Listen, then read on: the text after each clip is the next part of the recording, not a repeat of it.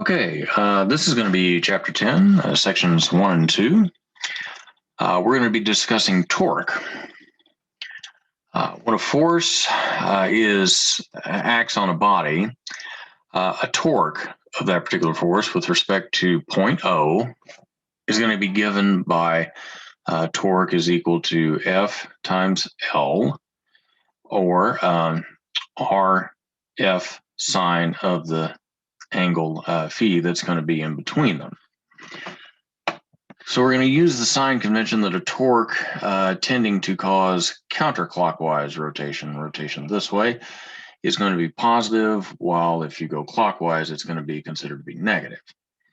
So here is our lever arm, and here is the force that's being applied to it. What we are looking for out of this particular equation, we're going to be looking for something called L, which L in this particular case, if we're looking at the angle phi here that's created in between R and F. Since these are vertical angles, this is going to be equivalent to this, and L is going to be R times the sine of that angle between them. It's also going to be referred to as the moment arm. Basically what this is it's a way of trying to get at a distance that is perpendicular to the force being applied. And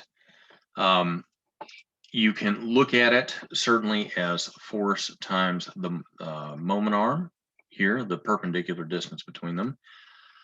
Another way to look at this is, well, let's say I want to just look at what's going on with R, and all I'm interested is the force that is perpendicular to this particular arm. You're going to be taking the sine component of that, and you're going to be generating the torque from the product of R times F sine of phi. Again, what you're looking for is the angle between these, and it doesn't matter if you end up doing the moment arm times the force itself, or if you keep the R there and just take the perpendicular component of the force. Either way, you should end up getting the same answer.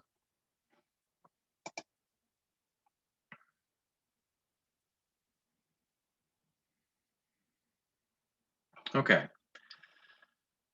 So again, here is another example, axis of rotation.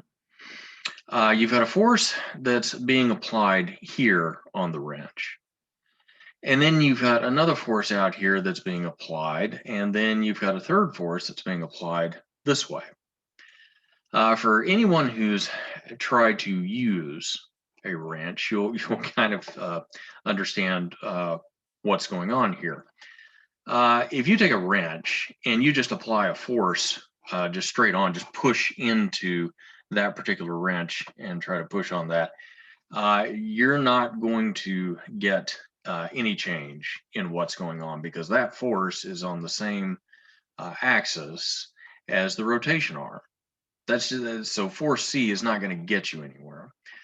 You might try holding it up, holding this wrench right next to the head here, which is holding on to the bolt, or the head of the bolt. And if you try pushing here, you will get some rotation, but you're not going to get very much. And the reason is that your axis of rotation is right here. The force being applied is here. There's not really a lot of distance here along this particular arm where you're applying the force. So you're not going to get a lot of torque. The best way to apply this is to start applying the force. Take your hand, put it down here, and then start pushing it this way. When you do that, you have increased the length of the arm there, and even if you're applying just the same amount of force as what you had here, you're going to have far more turn on this than what you had before. You're going to have far more torque. So that's a lot of what's going on in the discussion here. Again, we've discussed the moment arm, and we have discussed the torque, or the moment of the force, with respect to the axis of rotation. The Greek letter tau is what's used to denote torque in equations. So let's say we have an irregularly sized object here. We have an axis of rotation here. Let's say we have a moment arm out from this particular point. It's right here. And the force being applied is going to be perpendicular. The torque is going to be the product of the moment arm length times the amount of force that's being applied in this line of action that's perpendicular to the moment arm.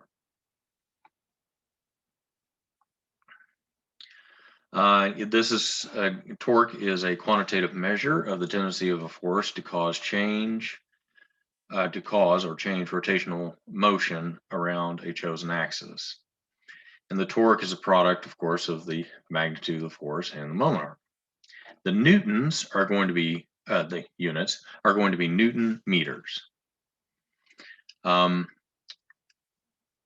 If you have been keeping up with things up to this point, the discussion of work and energy, this particular combination, newtons times meters, is going to be called the joule. But we don't really consider it to be work or energy, and so we just express it as Newton meters. It is a vector. However, what we've seen up here is not denoting it as such.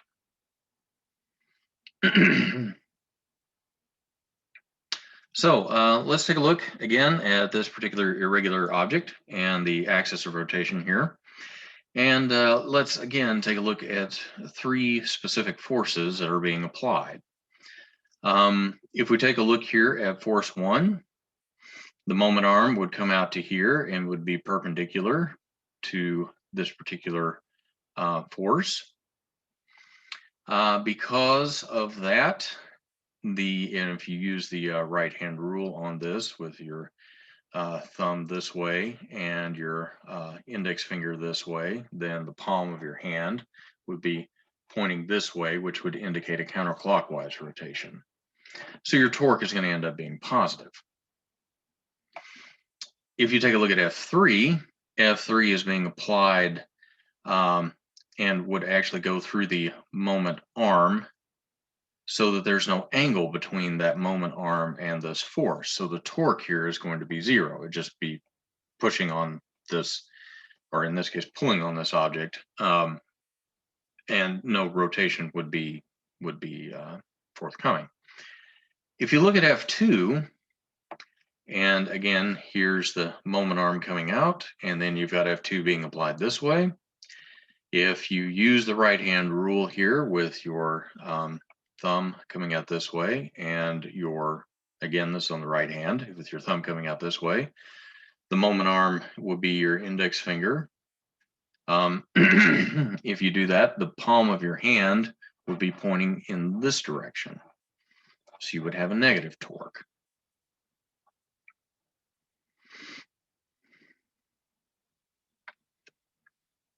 So if you look again at torque in terms of the tangential component of the force, rather than looking at the moment arm, here you would be looking at the tangential component. So it would be R times F sine of theta.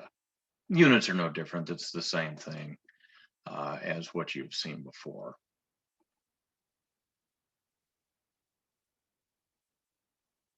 So this is covering the three different ways to determine what a torque is. You've got exercises down here. I would encourage you to go through and work through those. Again, I won't cover them in the lecture, just simply to try to save space.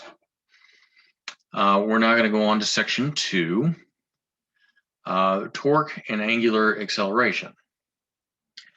So the angular acceleration of a rigid body rotating about a stationary axis is going to be related to the total torque as well as the moment of inertia.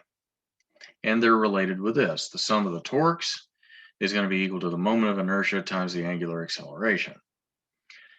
This relationship is also valid for a body with a moving axis of rotation, provided that the rotation axis is an axis of symmetry that passes through the center of mass and does not change direction.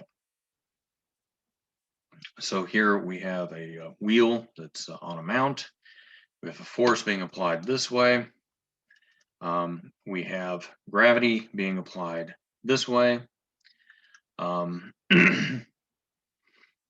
We have a what would look to be a normal force pointing in this direction.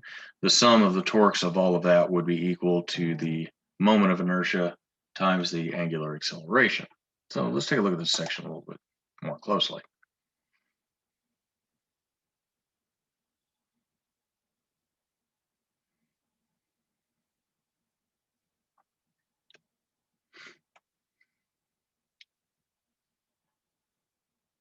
Okay.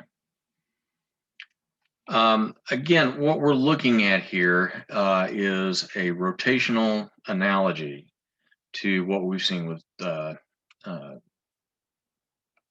transverse motion. So we've got force on a body A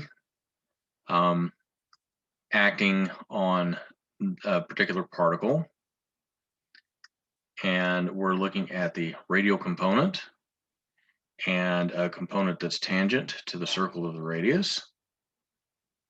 So if we look here again at our little oblong shape, we've got our axis of rotation. We've got a force that's being applied. It's acting on this object, which is called A, or this particle point on this object is called A. We've got a force that's pushing on it.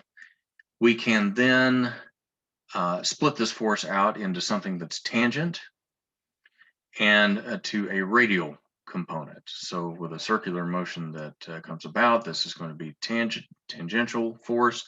This is going to be the radial force. This is the only thing that contributes to torque. And that's what the discussion up here is about. So again, force is going to be mass times acceleration. So the force on the point, I think I called this an object earlier, the force on the point A that is considered to be tangential is going to be the mass of that particular point times the acceleration in the tangential direction at that point. We can turn around and express that acceleration, that linear acceleration, in terms of angular acceleration. And here we go. There's the relationship. So using that relationship, multiplying by both sides, we come up with the force at point A that is tangential times the radius at point A is equal to the mass at point A times the radius of point A times this, which we just substituted in. Basically, everything got multiplied by that RA. And that means that the mass times the radius at point A squared times the angular acceleration is going to be equal to the force times that radius. This, as we have discussed before, is just going to be the torque. This is going to be the moment of inertia of particle A. And this component of force acts along a line passing through the axis of rotation. So it has no torque with respect to the axis. So when we're looking at torque, we don't consider this part of the force.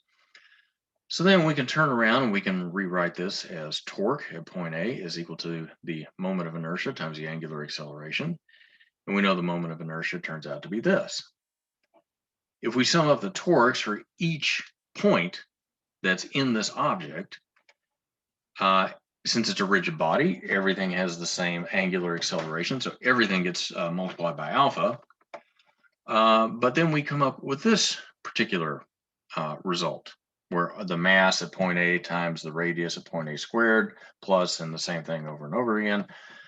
If we take this and sum this up and call it I, that becomes the moment of inertia.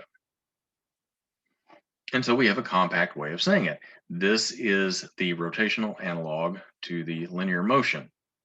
The sum of all forces is equal to the mass times the acceleration.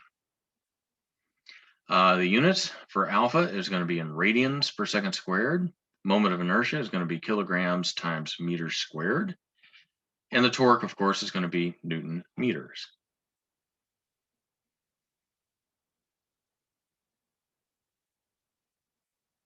So if we're going to think a little bit more about this in terms of the object itself, the force on each particle is the vector sum of the external and internal forces acting on it.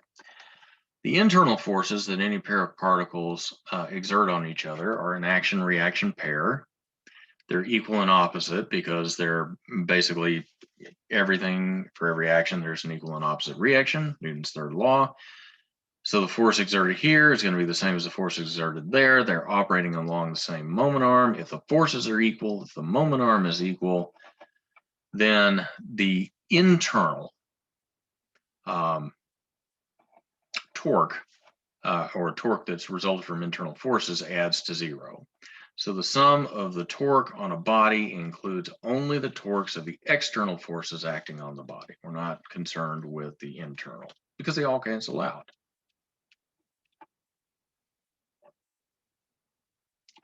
More exercises here that would be good for you to go through.